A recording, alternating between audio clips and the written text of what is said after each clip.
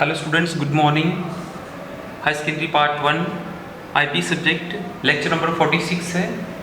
Students, MS Excel में हमने बहुत सारी डिटेल्स स्टडी करी, जिसमें हमने फंक्शंस के रिलेटेड पढ़ा और जो कल हमने डिस्कस किया था, इसी में कुछ फॉर्मूलाज होते हैं जिसमें सैलरी को कैलकुलेट किया जाता है या तो मार्क्स कार्ड बना सकते हो आप। तो कल किस तरह से अपने डिफरेंट स्टूडेंट्स की मार्क्स कार्ड बनाए, जिसमें स्टूडेंट्स की गैजेट्स को बनाया जाता है, जिसमें लूपिंग लगाई जाती है, दैट इज़ लॉजिकल टेस्ट लगाए जाते हैं। तो लॉजिकल टेस्ट से क्या होता है कि लॉजिकल टेस्ट लगाने से आपका स्टूडेंट का जो रिजल्ट है वो पास या फेल में कन्वर्ट होता है, या तो उसकी कोई पोजीशन आती है ताकि क्या उसकी रिपेयर है वो, या पास है, क्या एवरेज में पास हो रहा है वो, एक्सीलेंट में है, वेरी गुड में है, या जो भी पोजीशन उसकी होगी उसको हम लूपिंग के थ्रू में लूपिंग के ज़रिए लगा सकते हैं। आज स्टूडेंट्स हम फाइनेंशियल फंक्शंस कर रहे हैं। फाइनेंशियल फंक्शंस मोस्टली सभी लोग इसको इस्तेमाल नहीं करते हैं।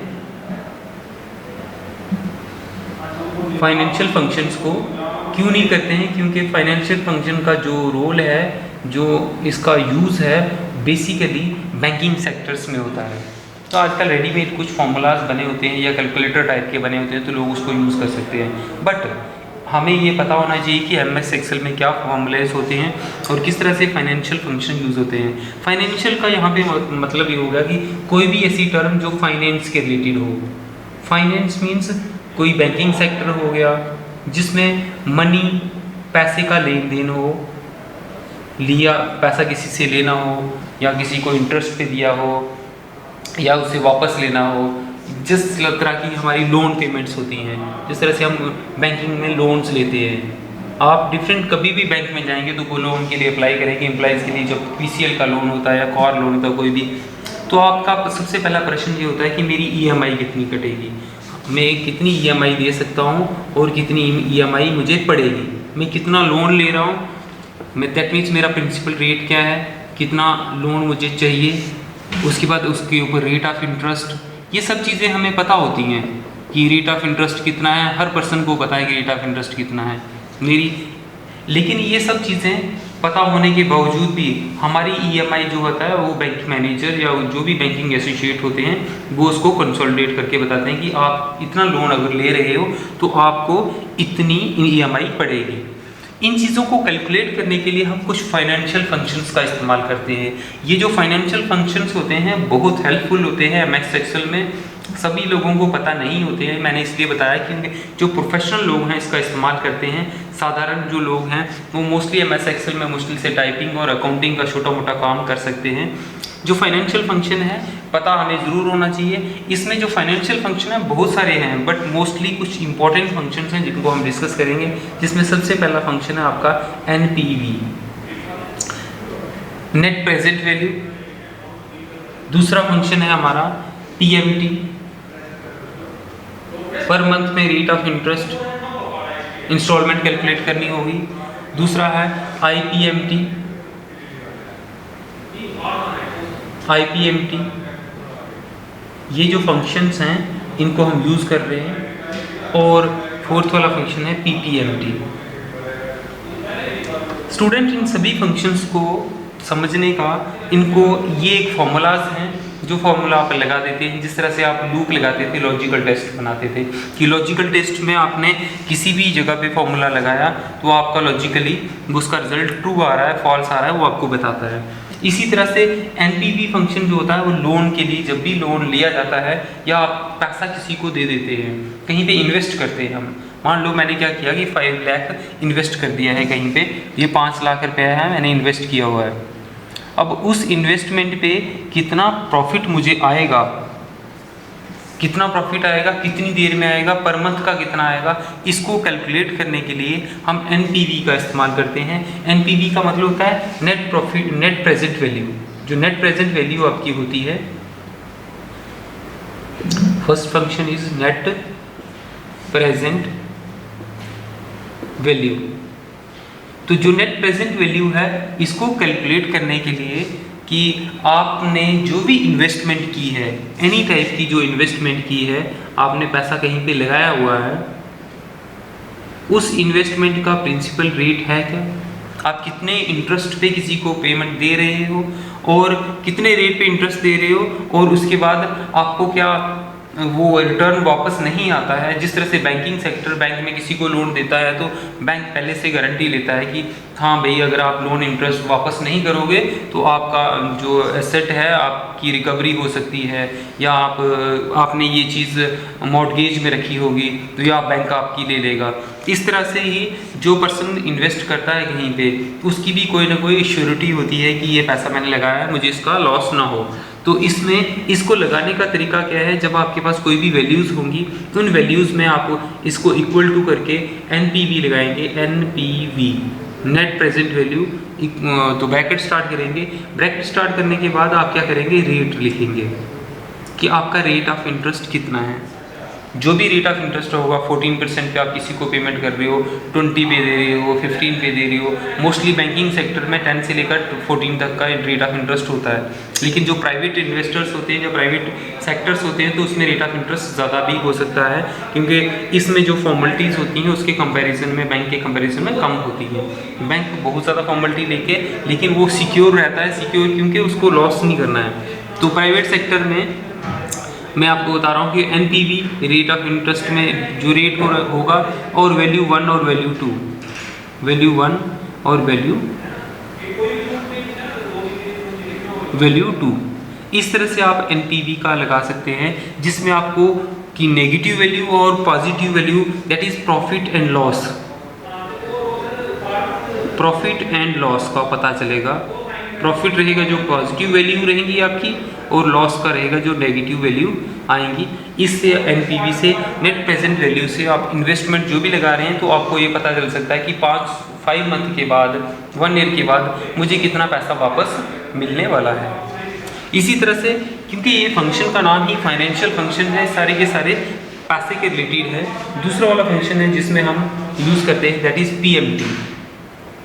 स्टूडेंट्स, PMT जो फंक्शन है, इस फंक्शन में हम लोगों को लोन में ही यूज़ करना पड़ता है। मगर आपने अगर मान लो लोन लिया है, तो लोन लेने के बाद आपको पर मंथ की कितनी EMI पड़ेगी ये कैलकुलेट करता है।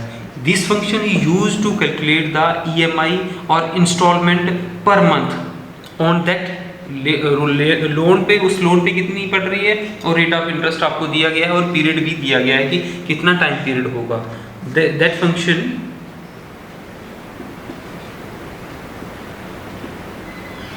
helps in calculating the installment भी कह सकते हो आप,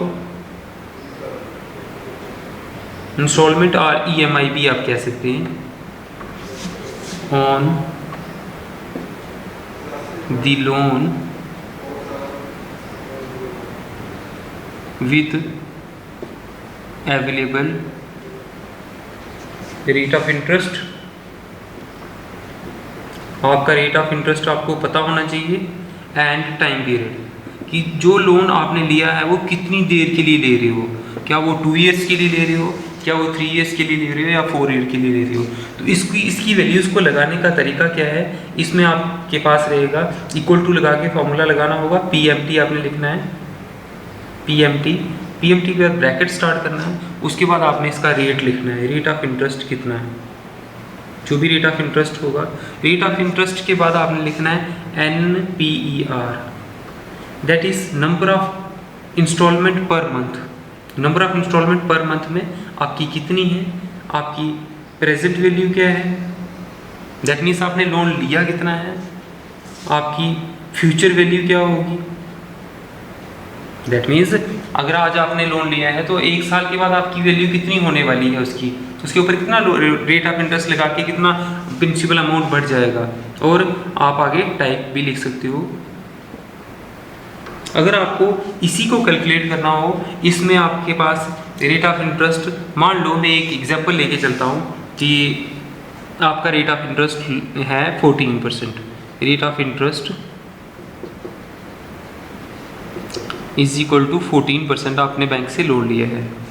तो आपके पास जो पीरियड है, टाइम पीरियड है, इसी पे लेके चलते हैं सारे। टाइम पीरियड आपका है 4 ईयर। दैट मीन्स आप 4 साल के लिए लोन को ले रहे हो, ये टाइम पीरियड आ गया। उसके बाद आपको किस चीज़ की इंपॉर्टेंट ज़रूरत है कि आप प्रिंसिपल ले कितना रहे हो, आपने लोन कितना लिया है, द प्रिंसिपल अमाउंट क्या है, प्रिंसिपल अमाउंट मान लो 1 लाख लेते हैं।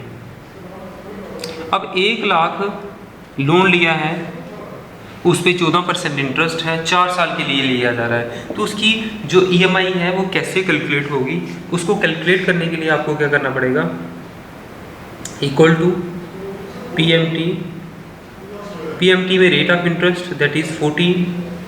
अब स्टूडेंट्स देखना 14% तो आप ले रहे हो, लेकिन 14% कितनी देर का होता है, 14% आपका रहेगा पर मंथ वाइज होगा ना, ईयर का थोड़ा लगेगा कि आपको 1 साल के बाद लग रहा है, तो इसको डिवाइडेड बाई 12 करना ही पड़ेगा, क्योंकि 1 साल में 12 मंथ होते हैं, तो आपको 12 करना पड़ेगा। Number of instalment per month कितनी है, अब number of instalment per month जो हर मंथ में उसको देना है, तो दैट इज 12।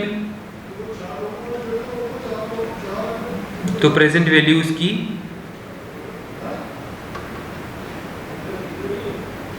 है 1 लाख। आप ले कितनी देर के लिए रहे हो, 4 ईयर के लिए, तो आपको 4 ईयर मल्टीप्लाइड बाई 4 ईयर के लिए रहे हो, तो 4 में फिर से 12 मंथ होते हैं, तो इंटरेस्ट ये प्रिंसिपल अमाउंट आएगा। इस तरह से आप अगर इसको डिस्क्राइब करना चाहें रेट ऑफ इंटरेस्ट, ये रेट ऑफ इंटरेस्ट है, NPR है, NPR का मतलब है यहाँ पे नंबर ऑफ इंस्टॉलमेंट्स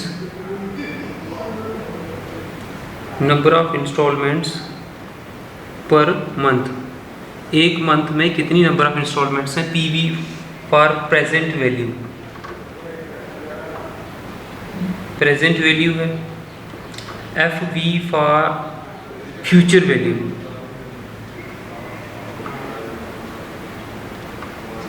और जो प्रिंसिपल अमाउंट आपने लिया था वो 1 लाख लिया था। इस तरह से आपको ये जो फंक्शन है PMT हेल्प करेगा किसी भी पर्सन की इंस्टॉलमेंट को कैलकुलेट करने के लिए कि उसकी EMI कितनी बनी। तो आप EMI से मान लो आपकी 2800 या 2700 जो भी बन रही है, इससे रेट ऑफ इंटरेस्ट पे कैलकुलेट कर लेना आप एक्सेल में, 2700 के करीब बनेगी, प्लस बनेगी समथिंग, ये आपकी बन गई EMI। तो इस समय हमें एक चीज़ का पता चल गया है कि हमारी जो EMI है वो 2700 है।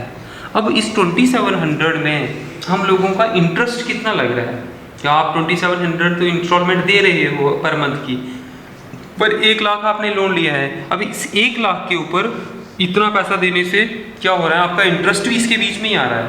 नो डाउट कि आप जो पैसा रिटर्न कर रहे हो वो तो होगा। आपको अब क्या फाइंड करना है, आपको ये फाइंड करना है कि मुझे इंटरेस्ट कितना देना पड़ रहा है। हाउ वी कैलकुलेट इंटरेस्ट, तो वो आपका कैलकुलेट होगा IPMT कमांड से। IPMT कमांड यूज होगी इसके लिए, रेट ऑफ इंटरेस्ट को फाइंड करने, इंटरेस्ट को फाइंड करने के लिए कि इस अमाउंट में आपका इंटरेस्ट कितना है, इस 2700 में आप कितना इंटरेस्ट पे कर रहे हो और बाकी आपकी इंस्टॉलमेंट कट रही है, उसका उससे कोई फर्क नहीं पड़ेगा। मान लो 1400 या 1300 या 1200 भी आपका इंटरेस्ट आ जाता है, तो रेस्ट अमाउंट ही आपका डेबिट होगा उसमें से, और तो वैसे ही चला जाएगा क्योंकि इतना तो इंटरेस्ट लग गया होगा उस अमाउंट में। तो सेकेंड वाला था IPMT। IPMT is used for this function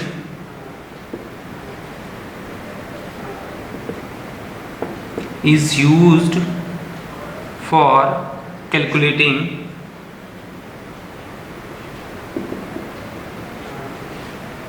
interest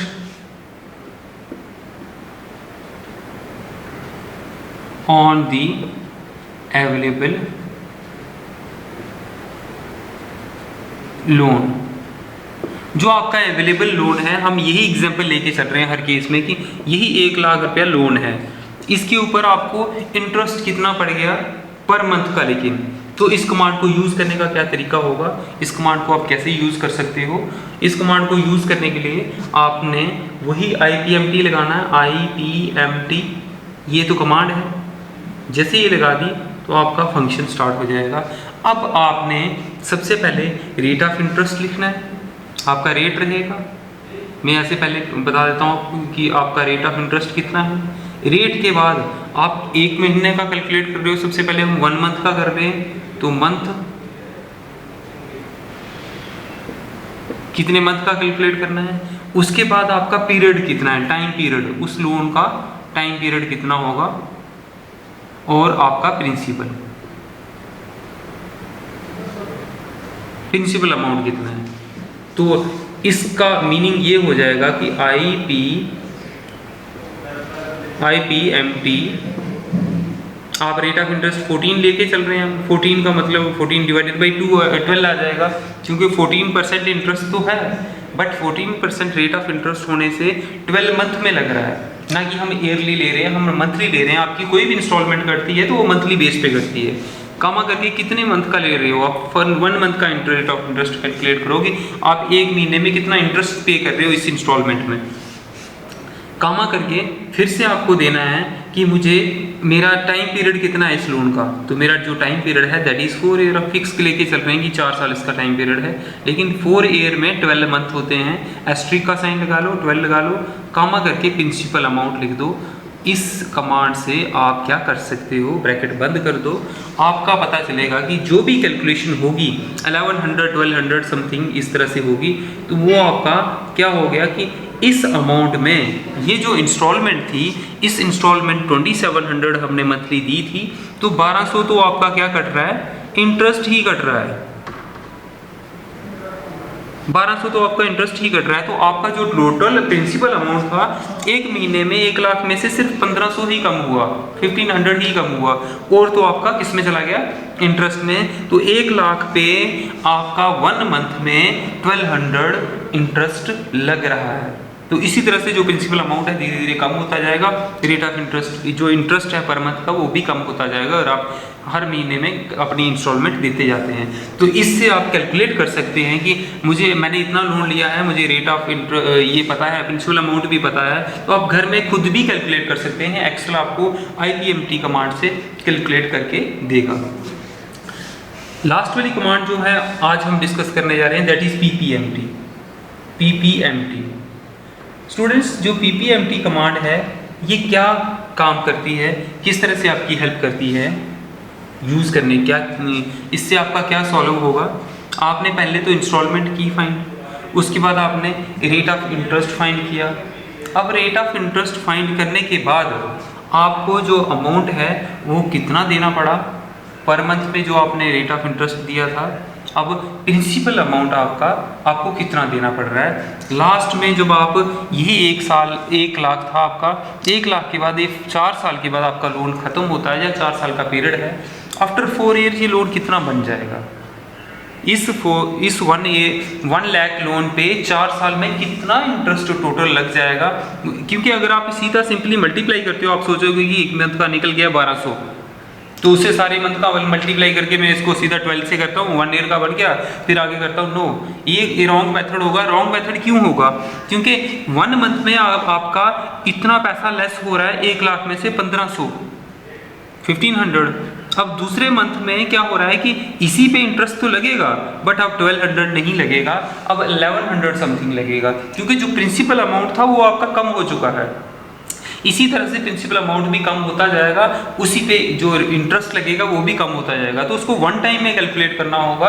इस तरह से पॉसिबल नहीं है कि हम 1 टाइम में कैलकुलेट करें। ये 1 मंथ का तो जरूर आप कर सकते हो, बट आप पूरे साल का, पूरे 4 सालों का नहीं कर सकते हो। तो उसके लिए कमांड हमारे पास है प्रिंसिपल को कैलकुलेट करने के लिए PPMT। तो PPMT is used to, this command is used to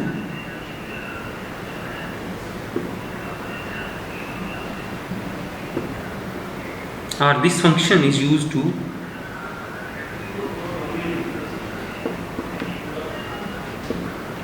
calculate the principal amount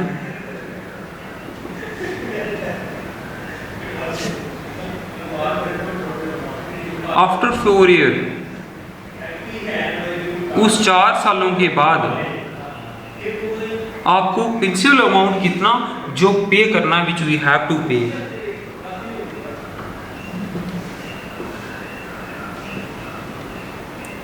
जो आपको पे करना है।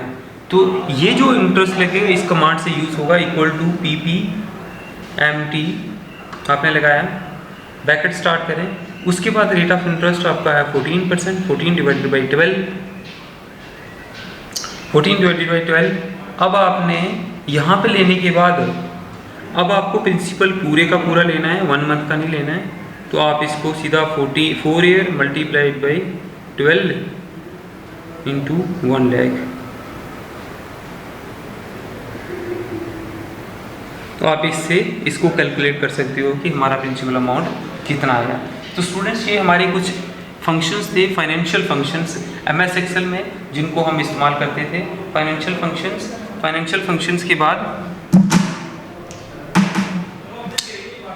फंक्शंस के बाद कुछ और फाइनेंशियल फंक्शंस हमारे रहते हैं जिनको हम नेक्स्ट वाले टॉपिक में डिस्कस करेंगे। इस तरह से तो ये इम्पोर्टेंट है कि आपको फाइनेंशियल फंक्शंस में इनका रोल्स यूज़ करना आना चाहिए कि आप फाइनेंशियल फंक्शन में पर्सनल अपनी लाइफ में भी इनकी हेल्प ले सकते हो। हर पर्सन लोन लेता है और उसको किस तरह से कैलकुलेट करना है, या तो आप किसी ऑर्गेनाइजेशन में किसी की हेल्प करते हो, तो ये सारे काम इसके द्वारा बड़े इजी वे में किए जा सकते हैं। These are the financial function for today's. तो नेक्स्ट जो आगे वाला टॉपिक होगा तो कल फिर आपके बीच में आएंगे नया टॉपिक लेके। तब तक के लिए नमस्कार।